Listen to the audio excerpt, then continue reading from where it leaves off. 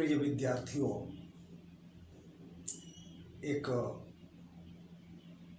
अंतराल के बाद मैं पुनः आपको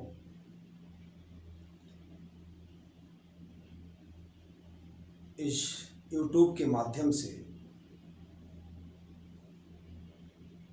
ट्रांसलेशन के संबंध में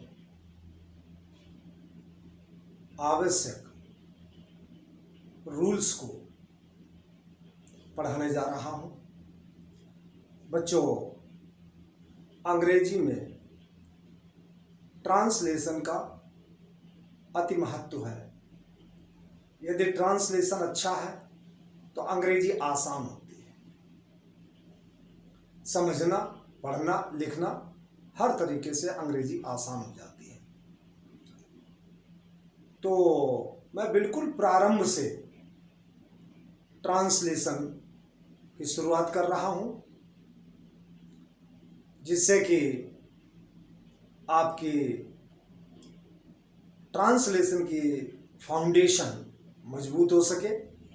और यदि ट्रांसलेशन अच्छा है तो बच्चों विश्वास रखिएगा कि प्रतियोगी परीक्षाओं में भी आप एरर्स को आसानी से फाइंड आउट कर सकते हैं। तो आइए अब हम आपको बिल्कुल बिगिनिंग से, आरंभ से टेंस का ज्ञान कराते हैं।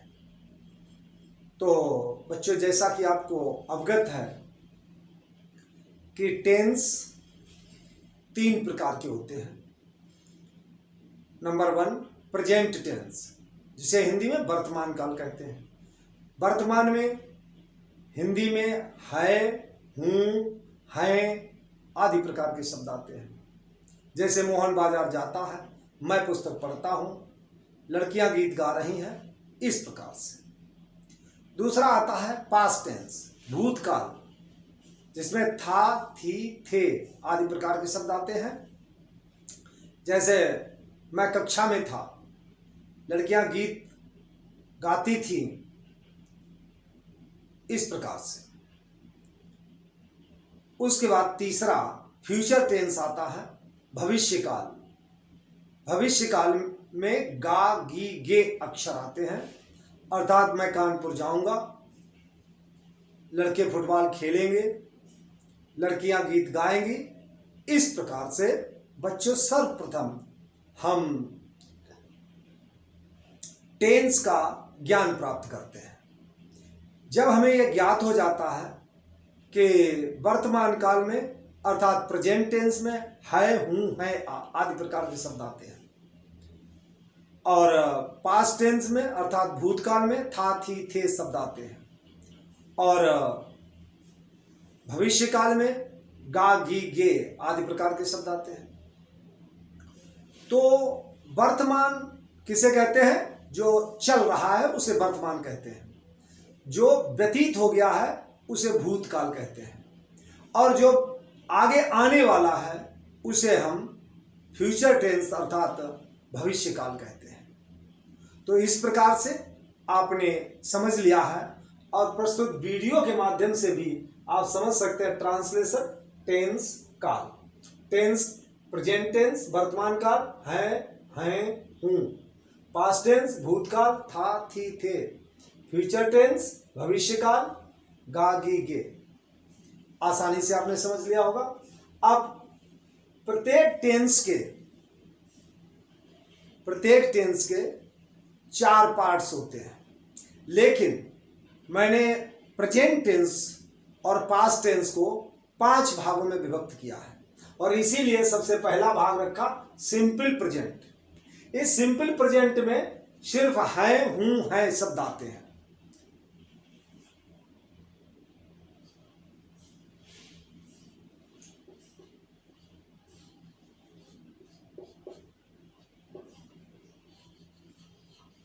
इस प्रकार से ये शब्द आते हैं सिंपल प्रेजेंट में, है, हैं, हूं। जैसे मैं कक्षा में हूं, लड़कियां मैदान में हैं, इस प्रकार से शब्द आते हैं। तो जब सिंपल प्रेजेंट जिसमें केवल है, हैं, हूं आते हैं, तो उसका रूल है सब्जेक्ट प्लस इज या आर या am plus object. Is singular के लिए, आर प्लूरल के लिए और आई के साथ एम आता है। एग्जाम्पल, मैं कमरे में हूं, I am in the room. Hari यहां है, हरी इज हियर। कक्षा में 20 विद्यार्थी है, there are 20 students in the class. उसके बाद नंबर 2 पर मैंने रखा है प्रेजेंट एंड डेफिनिट टेंस को। प्रेजेंट एंड डेफिनिट की पहचान है, वाक्य के अंदर में ता है, ती है, ते है, ता हूं। अंतर समझिए, सिंपल प्रेजेंट में केवल है, हूं आता है, लेकिन इसमें ता है, ती है, ते है, ता हूं, इस प्रकार के शब्द आते हैं। रूल है सब्जेक्ट प्लस वर्ब की first form, we power 1 means verb की फर्स्ट फॉर्म प्लस ऑब्जेक्ट। अब ये रूल है, राम बाजार जाता है। राम बाजार जाता अर्थात राम गोज टू मार्केट। लड़कियां गीत गाती हैं, the girls sing a song. मैं पुस्तक पढ़ता हूं, आई रीड द बुक।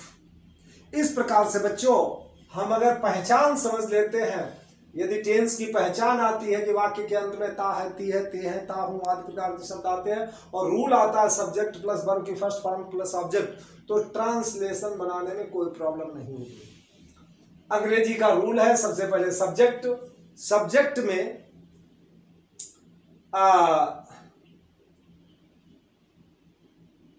जैसे क्रिया में यदि कौन शब्द लगा दे तो सब्जेक्ट आ जाता है।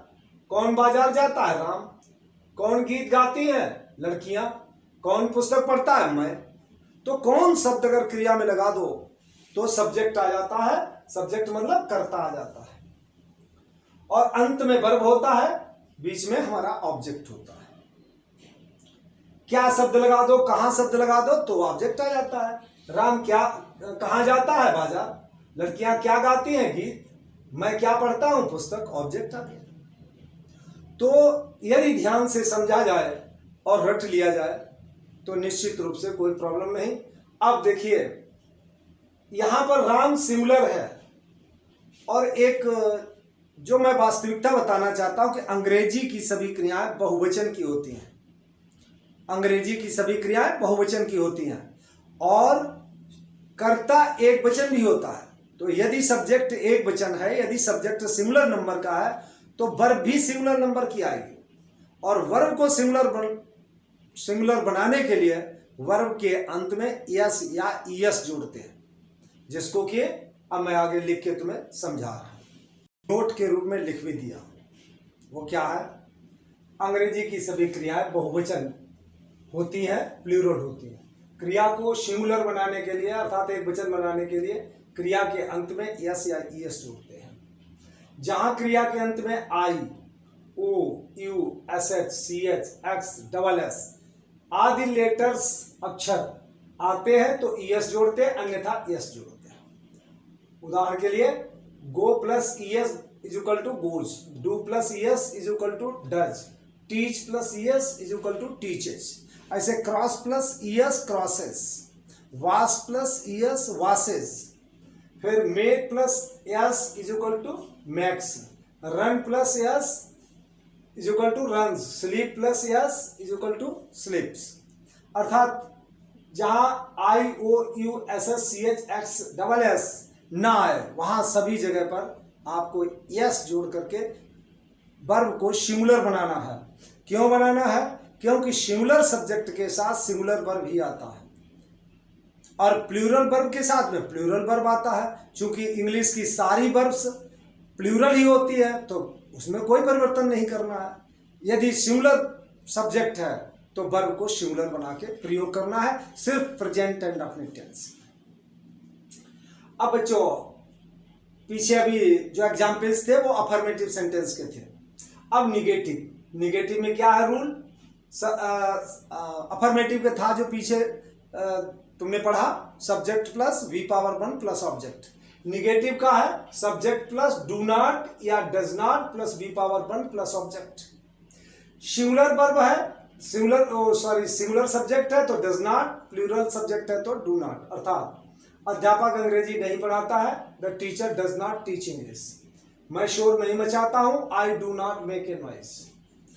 इसी का इंट्रोगेटिव अर्थात प्रेजेंट इंडेफिनिट का इंट्रोगेटिव, डू या does plus subject plus be power 1 plus object.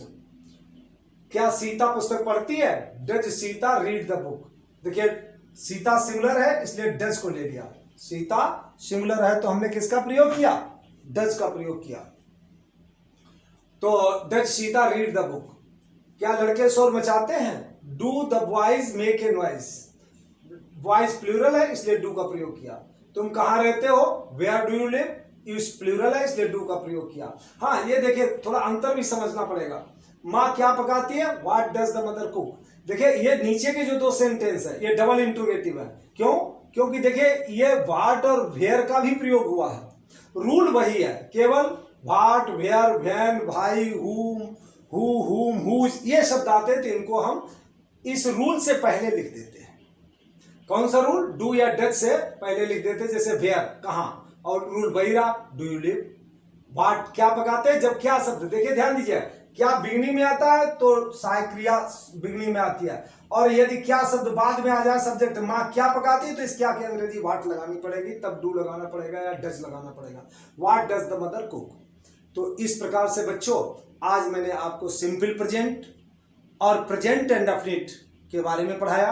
Present indefinite को पहचानना बहुत आसान है, वाक्य के अंत में ता है, ती है, ती है आदि प्रकार के शब्द आते हैं। रूल है उसका सब्जेक्ट प्लस वर्ब की फर्स्ट फॉर्म प्लस ऑब्जेक्ट। जैसे राधा एक गीत गाती है, राधा सिंह से सॉन्ग, लड़के फुटबॉल खेलते हैं, बॉयज प्ले द फुटबॉल।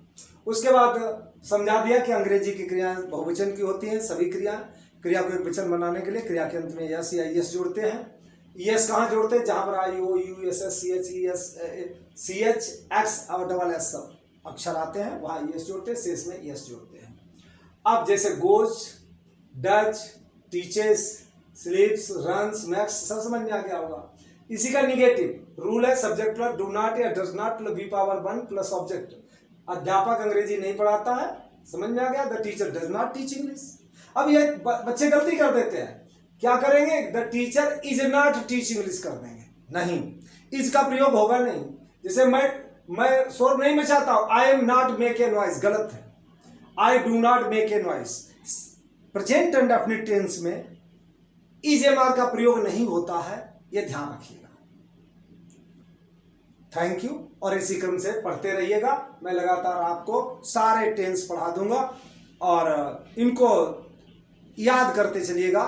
जहां कहीं कोई प्रॉब्लम आती है कमेंट करके पूछ ले। धन्यवाद।